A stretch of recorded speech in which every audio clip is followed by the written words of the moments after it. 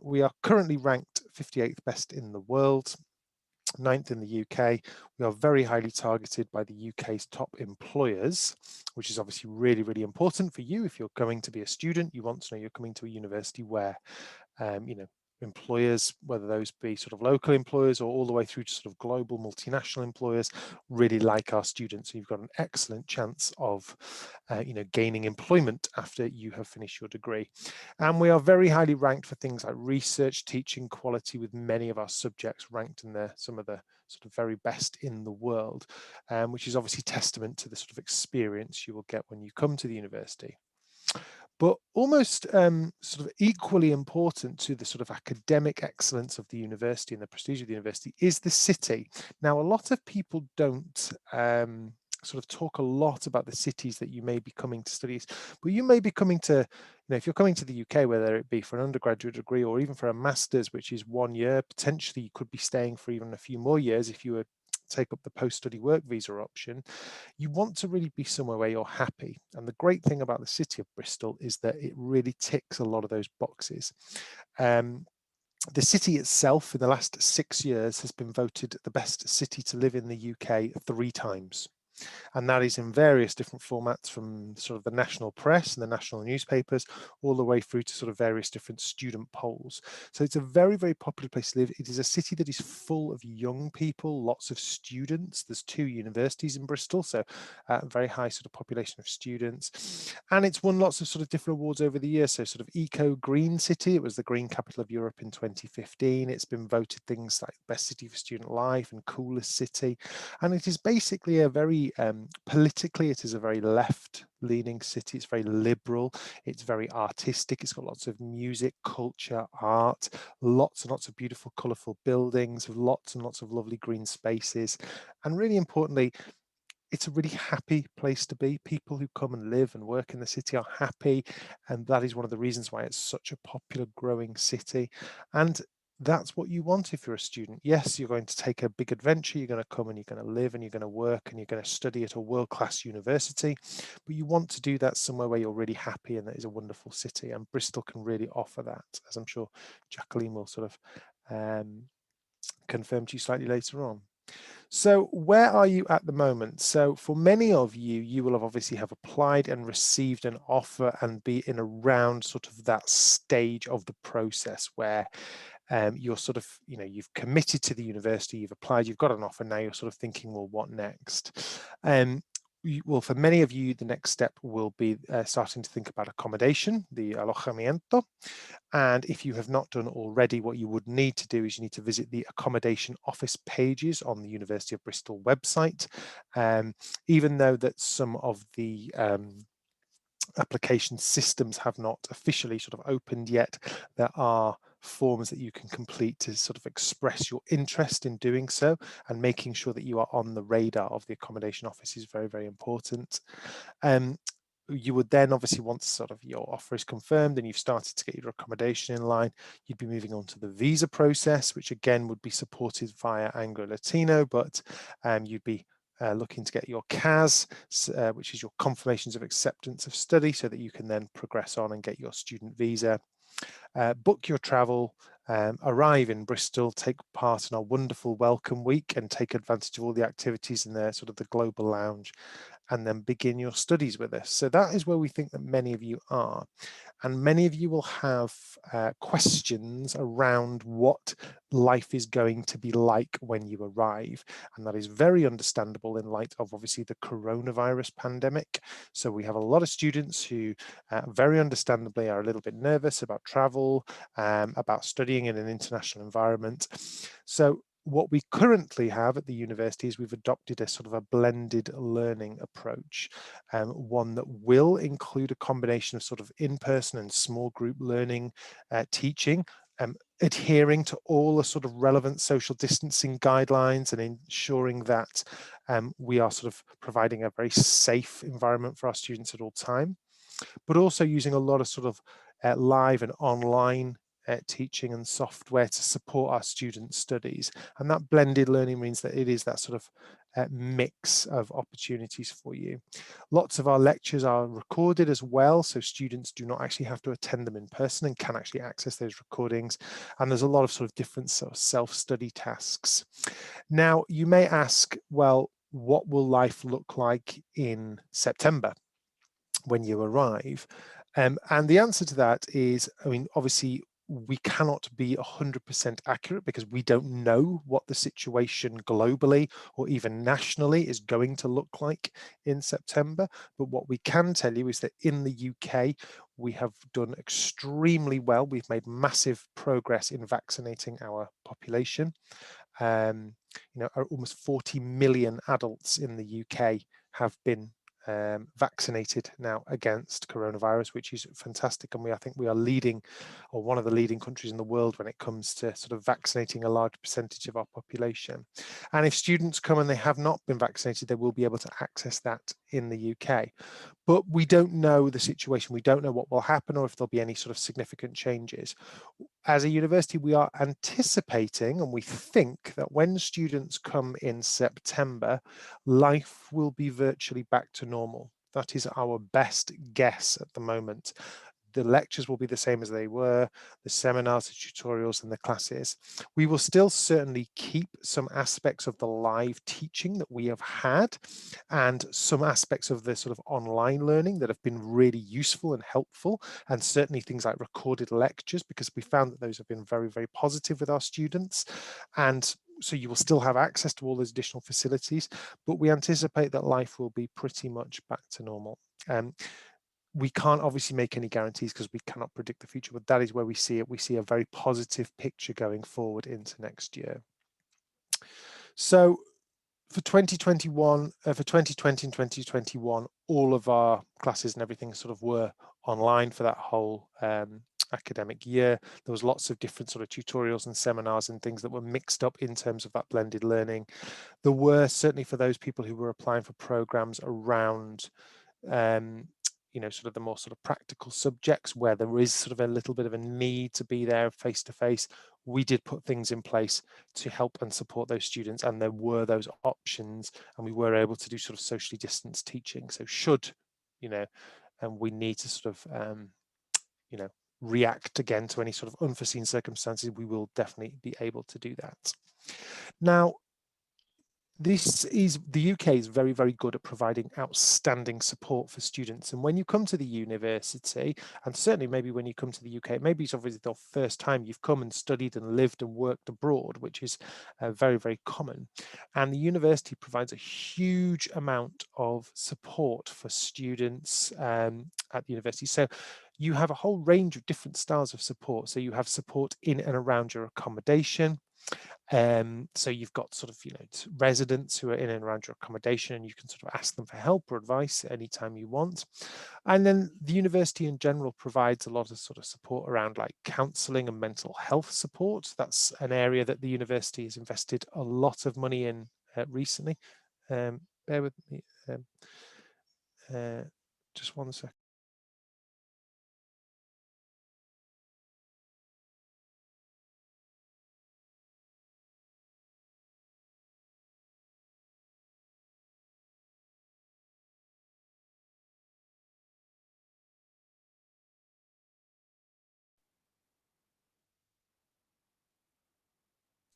Sorry about that. So as I was saying, the university provides a whole range of different sort of support, sort of counselling, mentoring, and student union support. So we understand that for many students who are coming into an incredibly stressful environment, you're trying to you know, learn and adapt in a very different culture in a very different way.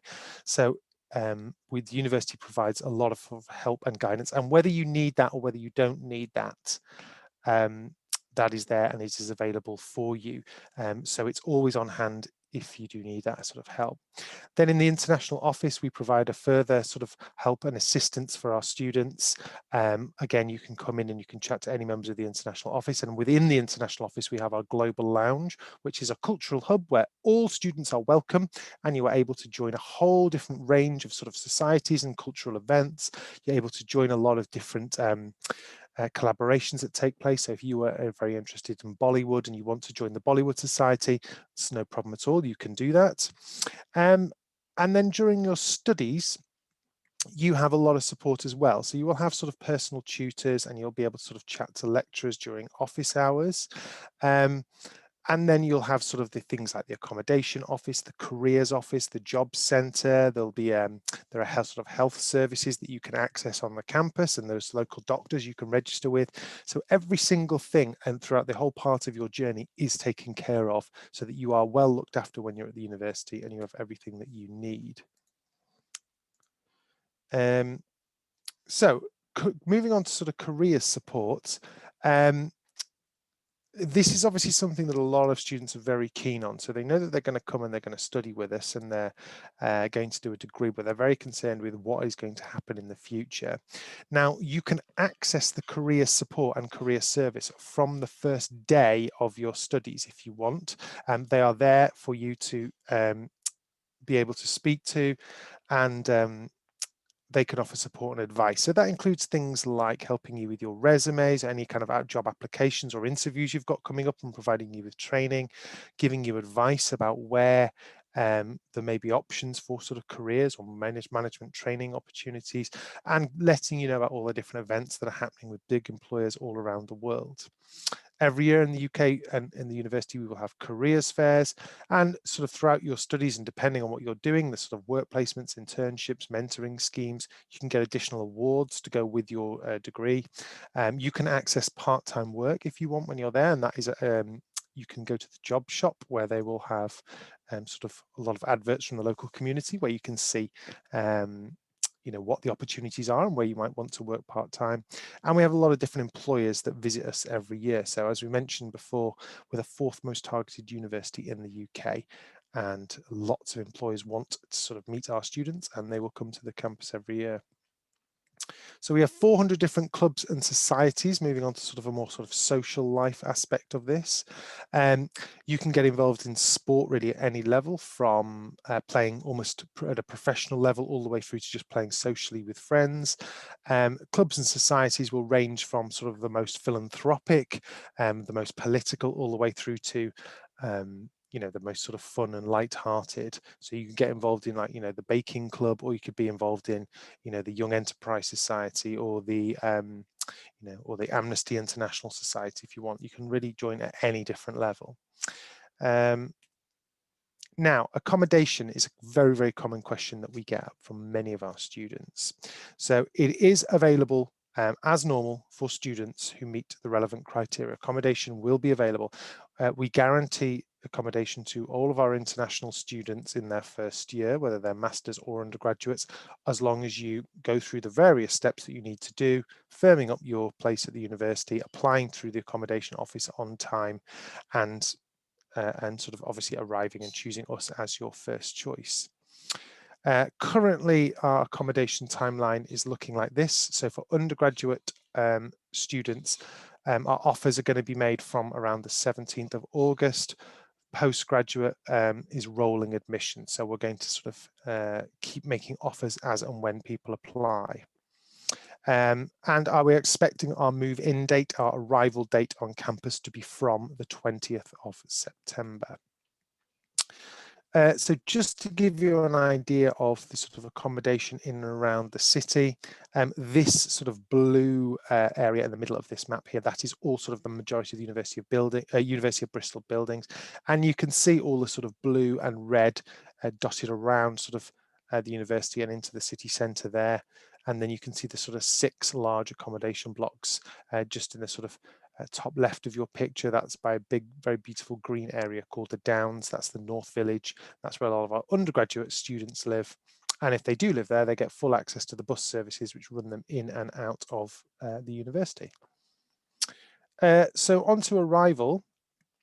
I won't spend a lot of time on visas, because I know that you'll be able to sort of access great visa support through Anglo-Latino, but you would, if you don't obviously have a British passport or British citizenship, you would need a Tier 4 student visa to come and study in the UK. To get the CAS number for that, you would need to have an unconditional offer, and it's valid for 3 months before the start of your course. Upon arrival, we do provide complimentary transport services from both Heathrow and Bristol Airport, so you can actually fly into Bristol if you want. Outside of the sort of arrival period, the current government regulations will allow the use of public transport, and we anticipate that by that time you will be able to do that. And if required, you may need to quarantine. But if that does happen, the university will provide full support for you in your accommodation, as it did this year too.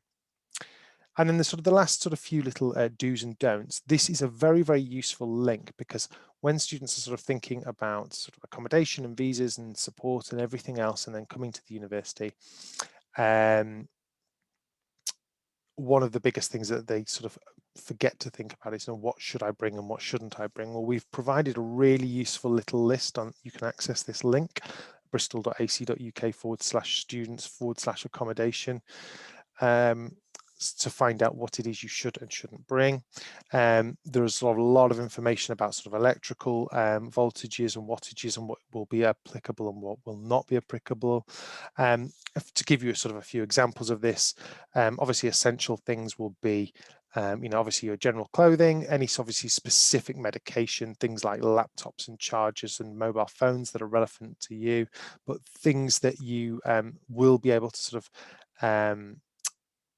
things that you will be able to access locally should you want them, are things like first aid kits and coats and umbrellas.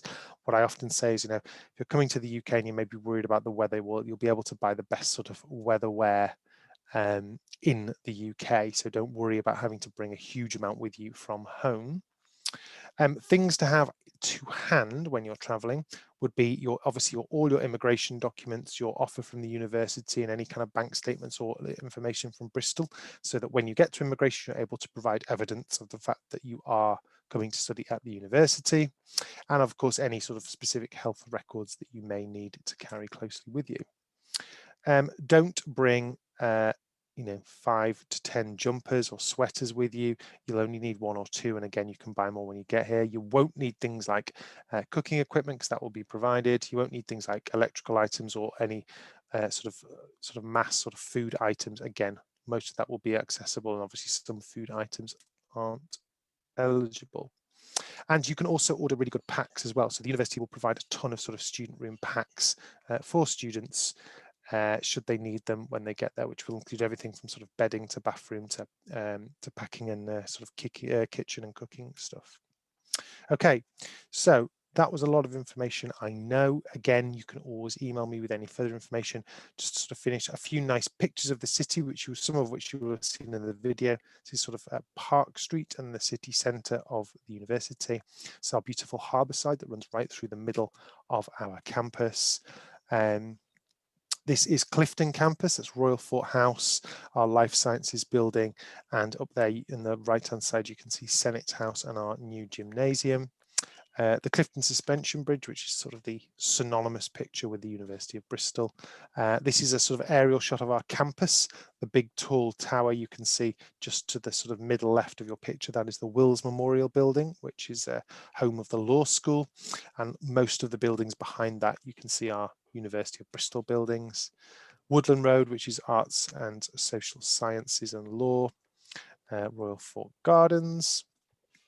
The Richmond building, which is where the Student Union building is located and where many of the Student Union support services are, where they have many large spaces you can rent, and where many of the global lounge activities will take place, and also where you will have the swimming pool is located there too. And that's it. So if anyone wants to write down my email address, please feel free to do so. It is right there. You can email me at any time with any questions that you may have. And yes, I'd be happy to answer them. Right, I'll leave that on just for another sort of 5 or so seconds, and I will sort of stop sharing my screen. Okay, but I will stay on to obviously answer any other questions people might have. Brilliant, Gary. Thank you very much. There are a couple of questions that they related to your presentations. Maybe you want to answer those before we go on. Yeah. Jacqueline helps. So Andrea asks, is blended learning for all degrees, even more theoretical ones that might not need in-person meetings? she asks. Okay. Well, so technically blended learning is, yes, for all degrees, but for sort of what they would, more theoretical style degrees, or what we might call sort of more classroom based as opposed to lab based. So degree programs where you might be spending a lot more time sort of reading and researching, as opposed to obviously spending time doing experiments in a lab, or, working with sort of machines or engine parts, that kind of thing. Then yes, it is for all degrees, but obviously with sort of classroom-based classes, you can almost work remotely anyway. You would still obviously need to be at the university for the odd sort of seminar or tutorial, but many of the lectures you can go to live, or you can actually just access the recordings. Even more theoretical ones that might not need in-person meetings. So yeah, so there's a huge amount. So I assume what you're alluding to in that question is that you may be taking a theoretical type degree and might not need to be at all the meetings. You would still need to be on the campus, but yes, that blended learning is basically just a way of us saying to you that we have provided multiple options for multiple different students, should they need it or not. Oh, I see. Yes, you said MSc in sociology. So yeah, I mean, you would have both options. You can go to some people obviously prefer live, some will prefer recorded. There will be seminars and tutorials that you will be expected to go to. But yeah, you will be able to access much of the remote teaching and many of the recordings, which I know many of our students like, because it gives them time to sort of go through the lectures at their own pace. My pleasure. Thank you, Andrea. Another question from Nadia. Do you consider that the University of Bristol has a good focus on arts and humanities? Well, I can tell you, Nadia, very specifically, yes, I do. I myself have a degree in history and Spanish, and so I obviously have a degree in arts and humanities, and I also have a faculty liaison role where in my job I also work very, very closely with the arts and humanities faculty, because many people from the Americas, and particularly from North America, there's lots of students who do go on and study those subjects. And yes, we have a very, very good focus on these areas. People often ask me, what is the best course at Bristol? What is your number one course? To be very honest, we don't really have a best course. We are not bad at anything. There are some things that we don't teach at Bristol, like architecture or chemical engineering. But the things that we do teach, we teach very, very well. And our arts and humanities department, is quite famous in the UK. Bristol itself is a very high-ranking, prestigious university, and we've been teaching these subjects for, well, over 100 years. And we offer a full range of sort of arts and humanities style programs, from sort of everything from sort of your English and history and even liberal arts programs, all the way through to things like archaeology and anthropology, philosophy, religion and theology, and a whole range of modern languages as well, sort of classics, history of art, etc. So there's a whole range for students. So it really is very, very good arts and humanities. Marcia asks about graduation prices. I think she means fees for studying post-graduation. I'm not quite sure what she means by that. Do you mean master's degrees? Yeah, I assume for masters. Again, if you go onto the University of Bristol website, which is just bristol.ac.uk, and you type in any of our programs or courses at master's level, you type in any one of them, it will tell you, as you scroll down on that program, it will tell you the exact price for a master's, for a maestria, or even if you're potentially thinking about PhD, there will often be the prices there as well too, or you can contact us.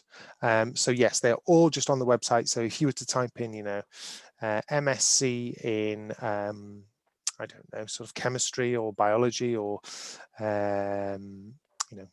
mechanical engineering, you could go and you could see there right on the website exactly how much it will cost for that. And of course, remember that master's degrees are 1 year in the UK, not 2. So you're only paying for 1 year, as opposed to somewhere like America where you would be paying for 2. But it's exactly the same qualification. Thank you. There's a question from an anonymous attendee. Is there any option to be a teacher? I would like to study a master's degree. I think that will link into what you just mentioned, Gary, that masters are only courses, so very intensive. Yeah, so I assume maybe that this question is related to is there any sort of option to sort of teach while you're studying to sort of maybe earn a bit of extra money? If you are doing a master's degree, you physically won't have the time. It's a 1-year very intensive master's program, so you just won't have the time to do additional sort of teaching to maybe bolster a salary. If you're sort of referring to teacher training, and maybe taking qualifications to be a teacher in the future, then you could do the academic study required to do that. But yes, if you wanted to sort of teach alongside a master's, no, that's just not possible. Some students will teach alongside a doctorado, PhD, and that's quite common in the UK. We'll do some teaching, but for masters, unfortunately, not. And Patricia asks, I would like to ask about Masters of English as a Second Language or anything related to education itself. Well, we have a broad range of options there, I think. So yeah, so I mean, so obviously it depends what you're interested in knowing, Patricia. So yes, I mean, so we have the University of Bristol has 3 specialist research areas or 3 research centres, one of which is environmental and sort of climate issues in the Cabot Institute. One is the sort of department or the School of Education, which is a real specialist centre. We have a whole range of different masters that you can take, including things like TESOL, which is obviously teaching English, as a second language, all the way through to sort of psychology of education, just standard masters of education, sort of the leadership and governance around education. So there's a whole range, and the education department is very, very prestigious. So lots of very, very good programs. And again, if you just go to the website and type in master's education, you'll be able to see all the different options. And if you wanted any additional follow-up, you could contact me and I can try and put you in touch with an academic colleague. Mm-hmm. Great, thank you. Marcia asks, is a PhD 4 years in duration? Yeah, I mean, it can be. I think the quickest people have ever, done it in typically will be around 4 years. Some students will get it done in 3, but it's much more typical to be sort of 4, maybe into sort of 5 years. PhDs aren't sort of set amounts of time as they would be sort of at an undergraduate or a master's degree. So usually they are around 4 years, but some students will work extremely hard and get the work done in 3, others will take a little bit longer and it might take 5. You have that flexibility with a PhD. Mm-hmm. Great. Marcella is asking something that I was going to pass on to Jacqueline, but I'll quickly go on to Aldo's question for you, Gary, and then we can maybe switch over to Jackie with the more sort of studenty questions. What's the difference between doctoral training program and normal PhD, asks Aldo. Maybe we could answer that one first. Yeah, so basically, I think, well, doctoral training is something that you would often do after a PhD. So students would typically do an undergraduate degree, maybe then go and do a master's, and then they would do a PhD in something. And then once they've completed that PhD and they have their doctorate, they are a doctor, they may then still wish to pursue further research or further study in and around that specific subject area that may be coupled with teaching.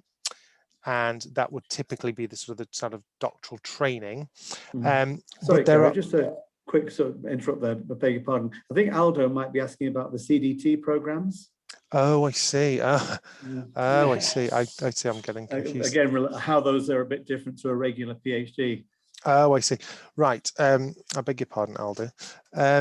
So yeah. So the with the doctoral training program, what typically happens is it's very much sort of, well, it's quite similar to a PhD, but in the essence that what would happen is you would come in and you would get a lot more sort of support and guidance in the early year of, or particularly in the first year of that doctoral training program. So they would almost like nurture you and help you to find a very specific research area, and the sort of university academics and professors would work closely with you to do that. And then they would kind of guide you through, and then eventually you would sort of be sort of given more rope to and more freedom to then pursue your own sort of doctoral study. but they will basically help and guide and support you. And often students don't need to have decided exactly what area they're going to do their PhD study in before they arrive. So we have had many students from Latin America come and study in our sort of functional nanomaterials doctoral training center. That's been very, very popular with Latin American students over the years. And what we found is that we have students who've come with into that from all different areas of study. So some have wanted to sort of study this sort of nanotechnology coming in from a biology field, others have come in from maybe more of like a chemistry or a science field, some maybe have come in from an engineering perspective. And what that does is it allows you to come in, spend a year working with real academic experts, studying the subjects, and then making a decision before you go into the PhD. So in a way, you don't have to have already written, you do not have to have already written a PhD proposal. You don't already have to have a concrete idea before you arrive at the university. I hope that was clear. Yeah, I think that's the right one. So thank you, Gary. And yeah, I thought it'd be useful. Marcella, in a way, Gary, you've touched on this already. She's asking about part-time work during her MSc study, and you've already mentioned that the MSc is a very, very busy time, 12 months to complete a very intensive and high-level academic program. Maybe I thought we could bring Jacqueline in at this point, and she's already studied a master's at Bristol, and as I mentioned, she's now going to start her PhD. Maybe Jacqueline, you could come in at this point and share your experience. How did you manage your master's studies in Bristol? Maybe you could give us your own experience on that. Hola. Well, hello. I think I will start in English and then continue in Spanish. Como ya les dijo David, yo soy Jacqueline, yo vine en el año 2017 a estudiar políticas públicas a la Universidad de Bristol, en aquel momento vine con una beca Chevening. Voy a responder de una vez esta pregunta de si recomienda, bueno, desde mi experiencia, tener un part-time job mientras está haciendo un MSc. Y luego voy entonces a hablarles un poco de forma general sobre mi experiencia antes de la pandemia y ahora con la pandemia. Yo conocí muchos estudiantes que tenían un trabajo de medio tiempo. Yo no lo necesité en ese momento porque mi beca cubría bastante bien la vivienda, pero, o sea, la vivienda y gastos, living expenses, pero es posible. Esas personas que yo conocí tenían una visa que les permitía trabajar 20 horas a la semana. Acá en UK son muy estrictos con ese conteo de horas porque si tienes una visa de estudiante, la idea es que vengas a estudiar, no a trabajar, en principio. Entonces, eso depende de las necesidades de cada persona. También conocí, por ejemplo, un amigo que él le gustaba trabajar. Él veía el trabajo como, él trabajaba como camarero en algunos restaurantes y él veía eso como una forma de conectar con la ciudad, con conocer personas nuevas, y él lo hacía para despejar su mente. Eso, si a alguien le funciona de esa manera, pues bien puede hacerlo. Y también depende mucho de la carga, la carga académica que tenga la persona y de cómo maneje su tiempo. Mi recomendación personal es enfocarse en la universidad y que el trabajo sea algo extra, a menos de que sea una necesidad inminente trabajar. Pues bien, mi experiencia antes y después de la pandemia yo creo que ha sido hasta el momento muy parecida. Yo, hoy cumplo exactamente un mes de haber llegado a Inglaterra. Les recomiendo cuando vengan que tomen en cuenta la hora de llegada y el transporte disponible para llegar a donde van a vivir. Es muy importante porque cuando yo llegué, yo no me fijé en eso, yo compré un vuelo, llegué a las 8 de la noche a Londres y tuve que esperar hasta las 8 de la mañana del día siguiente para llegar a Bristol, y hacía mucho frío. Entonces, es muy, muy importante que tomen en cuenta eso, a menos de que no les moleste quedarse 12 o 13 horas, porque mi bus se retrasó, gracias, esperando. Pero quitando eso, es más, incluso con eso, fue bastante interesante la experiencia. Perdón, Jacqueline, ¿cómo fue tu experiencia en el aeropuerto llegando antes de tener que esperar tanto por el autobús? Creo que a mucha gente se les preocupa cómo va a ser la recepción en inmigración por estudiantes extranjeros. Tú ya me comentaste, pero ¿lo quieres compartir con la audiencia? Claro que sí. Bueno, la verdad es que yo sentí que el aeropuerto estaba esperándome. No había nadie. Creo que solo era mi vuelo, como con 2 vuelos más. Y el Heathrow es tan grande que se sentía como si el aeropuerto te estaba esperando. Y aparentemente eran todos británicos porque la fila de extranjeros, yo era la única persona. O sea, yo era la única persona con pasaporte que no era británico.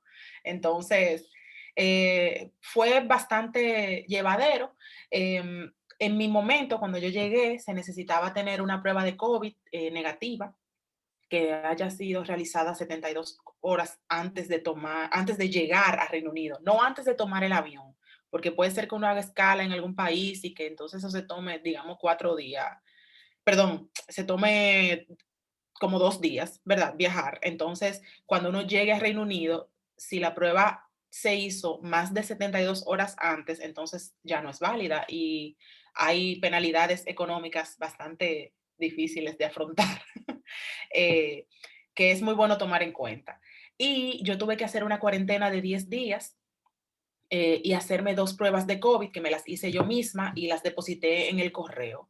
Eso era una regla del gobierno en ese momento. La verdad es que yo dejé de darle seguimiento porque ya yo llegué, pero mi recomendación es que se entren en la página del gobierno, que ahora mismo no la tengo fresca, pero si ustedes ponen COVID-19 UK Travel Rules, les va a salir y pueden ponerse una alerta que les va a ir notificando cada vez que haya un cambio importante en esas reglas. Y esa prueba de COVID yo la tuve que pagar antes de llegar. Yo la pagué como, creo que fueron como 5 o 6 días antes de llegar. Me llegó por correo a mi vivienda. Y nada, yo seguí las instrucciones que estaban en el paquete, me hice mi prueba y luego de 10 días fui libre. Fui libre para hacer todo lo que quería. Algo que les va a convenir también es tal vez ordenar un SIM card para su teléfono antes de llegar a Reino Unido. Yo pedí una, no sé si puedo mencionar la compañía de teléfono. No importa, ok. Bueno, hay una compañía de teléfono que se llama GiffGaff que te envía un SIM card a tu casa desde donde estés. Yo recibí mi tarjeta de SIM a mi casa en República Dominicana y la activé por internet. Y cuando llegué a Bristol solamente cambié el SIM card y ya yo tenía internet que me ayudó para, por ejemplo, pedir un Uber cuando llegué a Bristol porque yo tenía muchas maletas. Y nada, siempre es bueno uno estar comunicado. Si no, bueno, en el aeropuerto venden también SIM cards, como en unas máquinas que parecen de estas de uno comprar snacks, refrescos y demás. Uno le entra el dinero o la tarjeta de crédito y entonces te sale, tú compras tu SIM card. Yo recibí también antes de este webinar una cantidad de preguntas que eran las preguntas más comunes que se hacen los estudiantes o los potenciales estudiantes. Entonces yo dividí toda mi experiencia en 5 partes. La vida académica. Preguntaban que si yo tuve que hacer un trabajo final o algo similar a una tesis. Sí. Yo estudié políticas públicas y mi programa requería una tesis ellos le llaman dissertation, de 14,000 palabras. Se oye mucho, pero al mismo tiempo es poco cuando uno comienza a escribir debido a toda la información que uno tiene que buscar. Es bueno siempre pensar en un tema donde haya data disponible o donde la data pueda ser de fácil colección, porque estamos hablando de un año un año de estudios e incluyendo el tiempo de la tesis, o sea que mientras más data haya disponible del tema escogido, entonces mejor. Las clases son bastante dinámicas, hay 2 modalidades. En mi caso yo tuve lectures donde nos reuníamos como en un salón grande y mi programa tenía alrededor de 90 estudiantes y ahí estábamos los 90 y durábamos 1 hora, 1 hora y media dependiendo de la materia y luego los seminars que eran grupitos de máximo 15 personas donde uno interactuaba con los profesores. Esos seminars para mí fueron los más no sé, tal vez los más enriquecedores, porque como podía interactuar o sea, tanto con profesores como con estudiantes de tantos backgrounds diferentes, para mí fue bastante beneficioso. Los profesores son un amor todos, o sea, por lo menos todos los profesores que yo conocí querían que los estudiantes aprendiéramos. O sea, todos. Es como uno podía hacer, por lo menos yo lo comparo con la experiencia que tuve en mi país o que he tenido, y la verdad es que recibir clases de personas que de verdad quieren que tú aprendas, eso no tiene precio. Entonces, en ese sentido, y nunca te van a hacer sentir que tu pregunta no vale la pena ni nada por el estilo.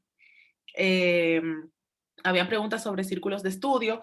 Sí, uno puede formar sus propios círculos de estudio y también la universidad tiene diversos escenarios, como diversos, digamos, salones que uno puede reservar para reunirse a estudiar o círculos de lectura y cosas por el estilo. También la universidad tiene los student reps, que son 2 o 3 personas de cada programa, que son como la voz de los estudiantes ante la administración. Entonces, cualquier cosa que uno necesite tramitar, si no quiere acercarse directamente a la universidad, pues puede hacerlo a través de los representantes estudiantiles que bueno, ustedes mismos se pueden postular para esa posición cuando entran. ¿Qué más? Hay muchas, preguntaban sobre herramientas de estudio para extranjeros. Sí, no solo extranjeros, sino también británicos. Por ejemplo, hay clases opcionales de técnicas de estudio, study skills.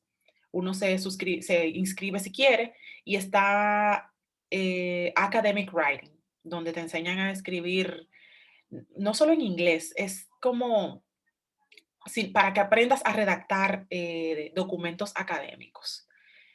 Y bueno, la otra parte... Jacqueline, Sí. una pregunta nos llega que es referente a lo que estás comentando ahorita.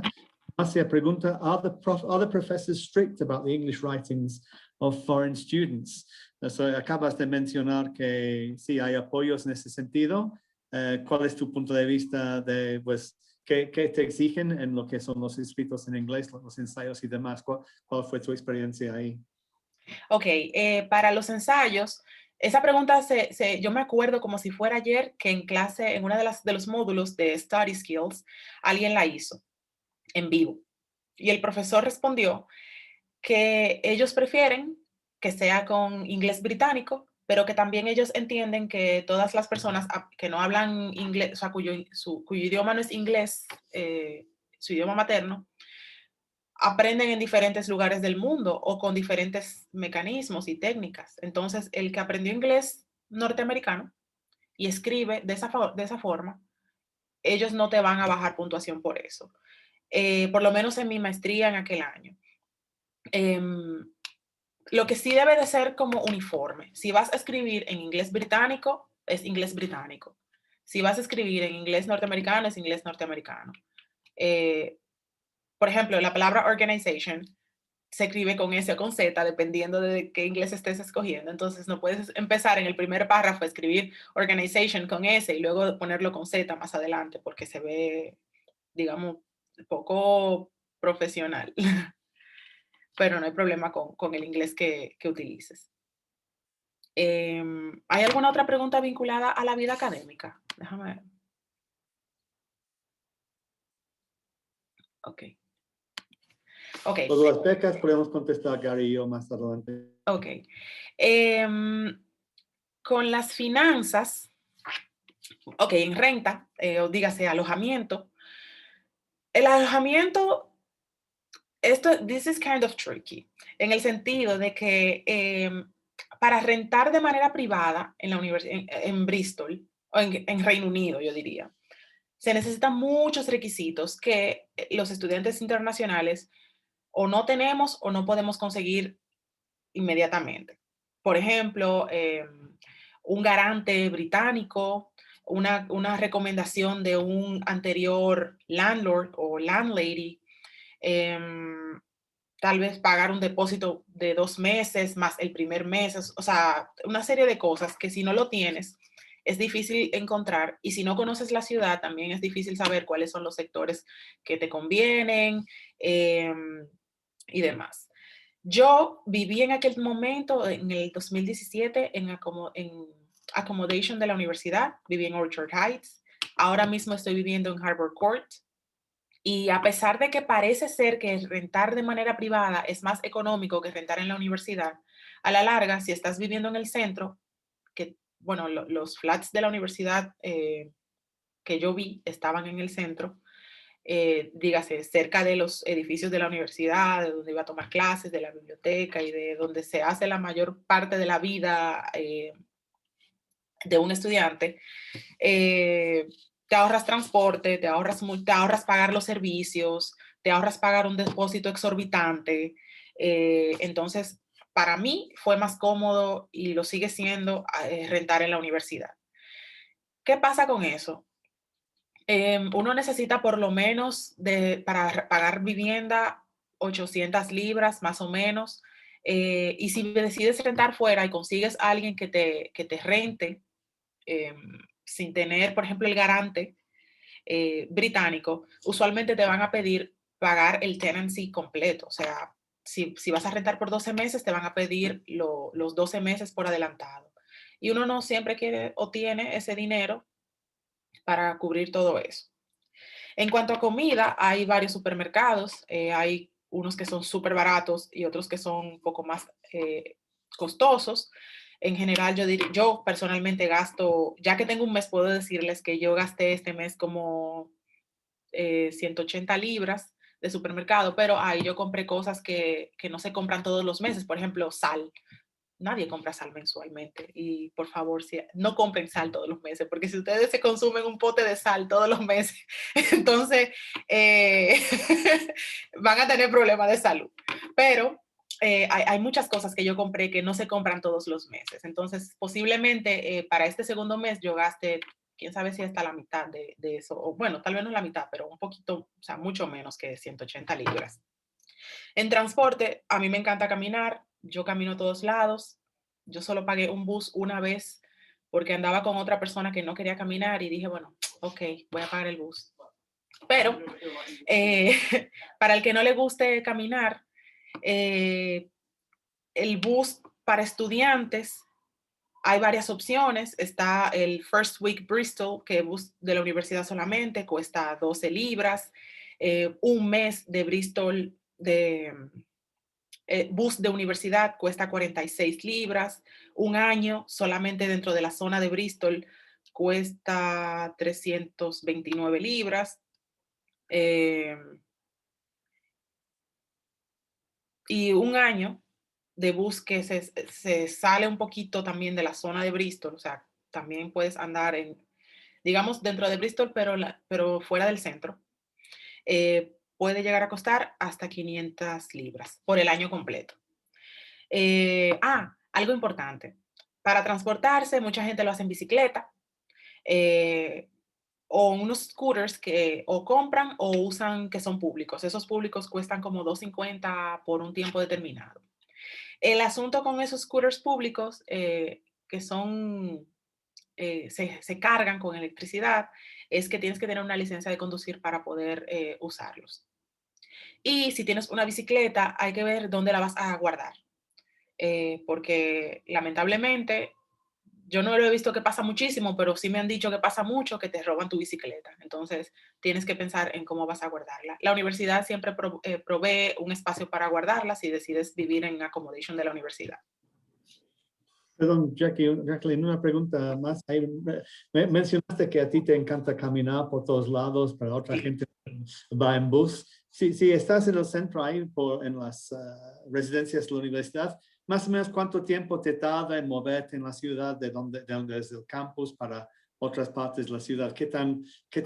¿Cuáles son las distancias y los tiempos para ayudar a la gente a entender cuánto tendrán que caminar si optan por esa? Ok, claro que sí, muy buena pregunta. Yo vivo en Harvard Court, como les decía. Por cierto, si ustedes entran a la página de Accommodation de la Uni, todos los videos de todos los Accommodation son super accurate. Es decir, que lo que ustedes ven en ese video es exactamente eso lo que van a encontrar. En cuanto a tamaño, en cuanto a todo, es exactamente eso. Pues bien, yo vivo en Harvard Court y yo, por ejemplo, para ir a la a la biblioteca de Derecho, que es el Wills Memorial, yo camino rápido, yo camino como 10 minutos, pero al principio, si no están acostumbrados a caminar subiendo una pequeña loma, o sea, una pequeña colina o pendiente, es posible que les tome 15. Si van a ir a la biblioteca de Social Sciences, esa está un poco más arriba, esa les puede tomar, a mí me toma como 20 minutos caminar hacia allá. Si quiero llegar súper rápido, lo hago en 15 minutos, pero entonces no puedo respirar. ¿Qué más? Para ir, por ejemplo, a Cabot Circus, que es un mall donde hay sitio para comprar ropa, para comer, para ir al cine, cosas así. Eso me toma como 15 minutos también. Casi todo me toma como 15 minutos, como mucho, 20, 25 minutos. El supermercado que yo voy se llama Aldi. Yo voy, está a 30 minutos caminando, pero a mí me encanta tanto caminar que yo lo hago, qué sé yo, en 20, 25, excepto cuando regreso con la compra, que también vengo caminando, que ahí me toma como 40, porque a veces pesa. Pero sí. Yo diría que si no están acostumbrados a caminar o andar en bici o con los scooters, cualquiera que sea la forma que escojan, les va a tomar un tiempo acostumbrarse, especialmente porque hay muchas colinas en Bristol, muchas. No más que en Edimburgo. Otra cosa que quería hablarles es sobre trabajo. Como les había dicho al principio, mi visa por lo menos me permite trabajar 20 horas semanales. Hay muchas aplicaciones para trabajos temporales, dependiendo del tipo de trabajo que busquen. Por ejemplo, yo tengo una aplicación, todavía no la he usado, pero he visto cómo funciona. Y la aplicación se llama Limber, y ahí yo veo, por ejemplo, que están buscando para hoy, desde las 6 de la tarde hasta las 11 de la noche, una mesera. Entonces uno aplica y si el empleador te dice, te escoge, entonces tú vas a ese restaurante y trabajas durante esas horas y te pagan y listo, ya. No tienes como un contrato de empleo con ese sitio, pero te ganaste un dinero que te puede servir para cualquier cosa. También la misma universidad tiene Career Services, donde te orientan con todo, o sea, lo que ustedes no se imaginan, hasta señora, hasta diseña su currículum, porque dependiendo del país, los currículums se diseñan de forma diferente. Entonces, Career Services te ayuda con eso y yo, por ejemplo, soy peer mentor. Yo conseguí ese trabajo temporal porque me entré en la página de la Universidad de Bristol, la página principal, fui hacia abajo, scroll down, y le di a como work at Bristol, o decía work at Bristol, o job listing, algo así. Le di ahí y vi todas las ofertas de trabajo, hay desde full time hasta part time, en todas las áreas que uno quiera, teaching, administrativo y demás. Entonces solo hay que leer el perfil de la persona que buscan y si calificas, aplicar. Ok, apoyo de la universidad. Creo que ya Gary les contó todo lo que hay de apoyo para los estudiantes y puedo dar fe de que todo es verdad. Por ejemplo, yo usé mis student reps en el año 2017. El Student Union, yo me puse en varios clubes de la universidad. Había una pregunta específica sobre apoyo a estudiantes mexicanos. Quiero extenderlo a apoyo a estudiantes latinoamericanos. Hay un club, como una sociedad de estudiantes latinoamericanos, que vive juntándose para fiestas, para lo que sea, todos los días. Incluso hay un grupo de WhatsApp donde yo veo todo, o sea, todas las juntaderas que se arman y uno como que se siente que es como una familia fuera de casa. En cuanto a salud, yo tenía en agenda mencionar eso, que se pueden vacunar. Yo vine vacunada, pero acá, por ejemplo, hace 2 días me llegó una carta del NHS, que es como salud pública aquí, diciéndome que ya las personas de mi edad califican para la vacuna, que haga mi cita y vaya y me vacune. O sea que si gustan, pueden beneficiarse de eso. Y creo que es todo lo que puedo decir sobre apoyo de la universidad. Lo que más me gustó de aquella experiencia, y creo que me sigue gustando ahora, es networking que se puede hacer con los compañeros y los profesores de la universidad. Los profesores, la forma de enseñar es increíble. La ciudad, es verdad que esta ciudad es una ciudad feliz. Yo he ido a Manchester antes de la pandemia, ¿verdad? Yo fui a Manchester, visité Londres, Edimburgo, Glasgow, Nottingham, Leeds. Bath, muchísimas ciudades acá en Reino Unido, y ninguna es como Bristol. De verdad, ninguna es como Bristol. Y nada, creo que eso fue lo que yo más disfruté. No sé si tienen preguntas específicas con lo que he dicho o de lo que no he dicho, pero ustedes me dirán. Mil gracias, Jacqueline, por todo lo que nos has comentado. Hay un par de preguntas, sí, que han llegado mientras hablabas. Andrea nos pregunta, ¿los cursos de Academic Writing, por ejemplo, son los que tienen costo? No. Pues no, ¿verdad?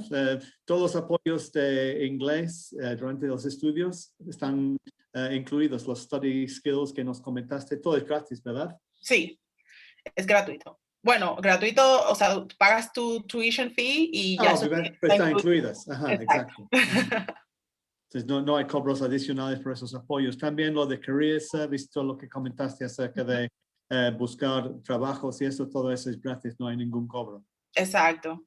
Incluso cuando te vas de la universidad como ex alumna, hay también beneficios que yo misma disfruté. Acceso a algunas cosas de la biblioteca que estaban online, gatherings que te invitan a muchas recepciones y cócteles y demás, que si estás aquí puedes hacerlo, otras cosas son online, en fin, todo eso es gratuito. Muy bien.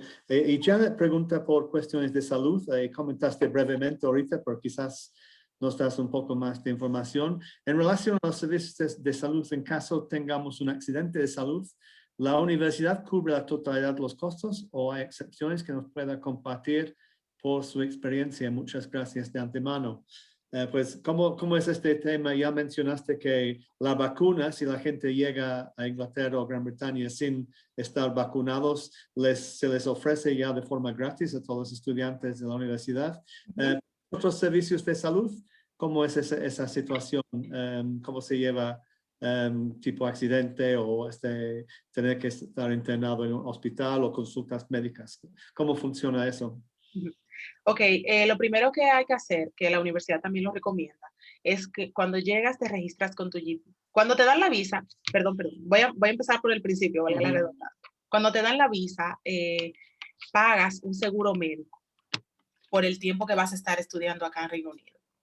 Ese seguro médico te cubre todo lo que le cubre a cualquier nacional británico, absolutamente.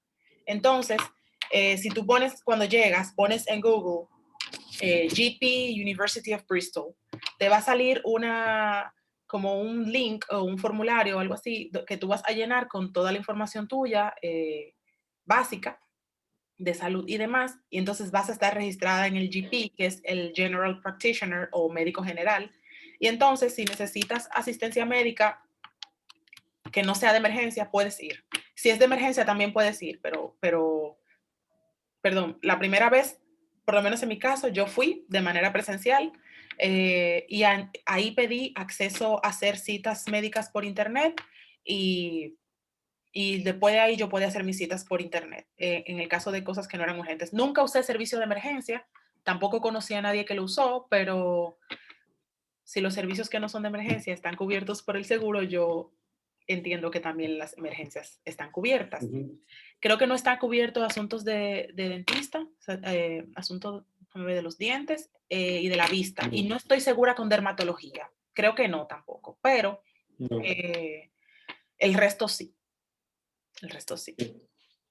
Sí, siempre solemos recomendar que si necesitan algún tratamiento de dentista o odontista, es mejor hacerlo antes de llegar porque sí, los costos de servicios dentales son bastante elevados en el Reino Unido. Obviamente, si tienes una urgencia, vas a tener que ver una dentista allá, pero mejor, si pueden prevenir, hacerse una revisión bien de los dientes para cubrir prevenir cualquier cosa, ¿no?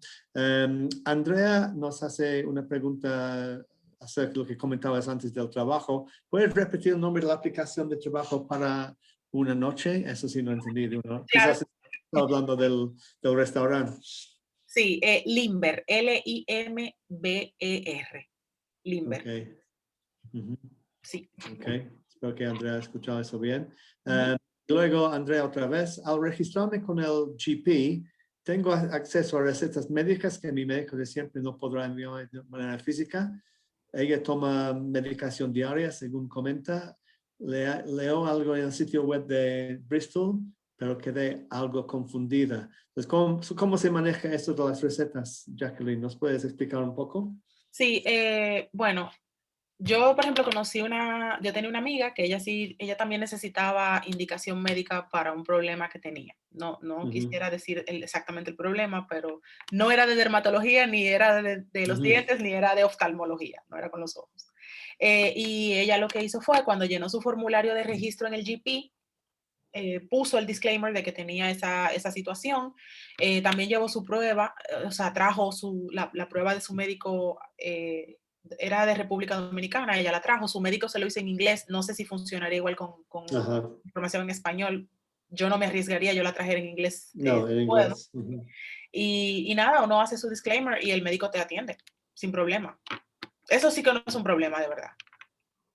Ok. Andrea agradece mucho ese comentario. Muchas gracias. Sí, son temas muy importantes que ustedes que están considerando llegar o ahorita en 2021 un poco más adelante tengan esa confianza de que sí, hay muchos cuidados bien y todo está incluido como está comentando y sin problemas. Jacqueline nos da la información a primera mano, que es muy importante. Pues por ahora eran las preguntas. Creo que Gary, tú ya comentaste lo de las becas en Colombia. No sé si tienes algunas palabras finales o comentarios finales para la audiencia de hoy. Sí, bueno, solo hemos tenido muchas preguntas de becas y sí, bueno, como David dijo antes, sí, we have some scholarships at the University of Bristol. These are mainly for undergraduate and maesters or maestrías. These are called Think Big. You do not need any specific academic qualifications to apply for those. You can just go to the University of Bristol's website and all you have to do is answer 3 easy questions, and then there will be a selection will be made. These are competitive scholarships. For students who are thinking around studying PhDs, they do not have Think Big scholarships, but what they would need to do is maybe contact the department or their supervisors and look at options for funding that way. But many of our Latin American students will come using sort of government funding. So companies, obviously, organizations like Col Futuro in Colombia, or CONACYT in Mexico is very, very typical, or Pronabec in Peru. There's lots of different sort of options, and that's what many of our students will do. The way in which scholarships work in the UK is a little bit different to the way in which they work somewhere like in America, where they have these huge sort of reams of money that they're able to give. That's not the same in the UK. But we do have some Think Big scholarships, and if you do feel that you can give good answers to the questions, anybody is eligible to apply. So I'd encourage you to do that. And yeah, I think that's it for me. Thanks very much, Gary, for joining us live from your parents' home in Chester, and giving us your weekend time. Jacqueline, ¿tú quieres dar alguna palabra final de tu experiencia en Bristol ahora que regresaste? ¿Qué tal te sientes? Todo eso. Una última palabra tuya, por favor.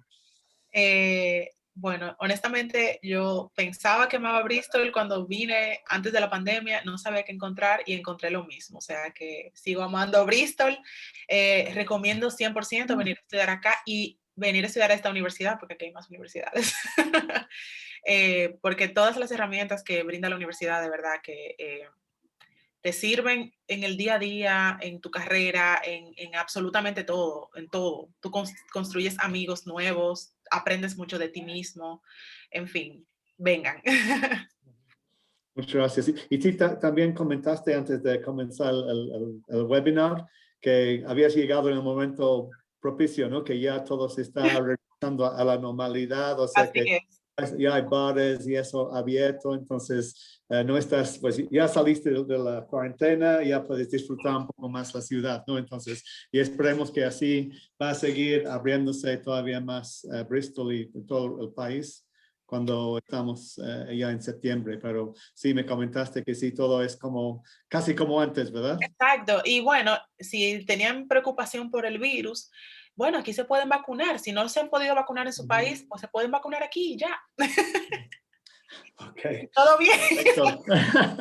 Pues sí, hasta tuvimos gente que llegó durante la pandemia, que ha quedado en Bristol todo el tiempo de la pandemia, que entraron el año pasado, en septiembre del 2020, y han vivido esa experiencia.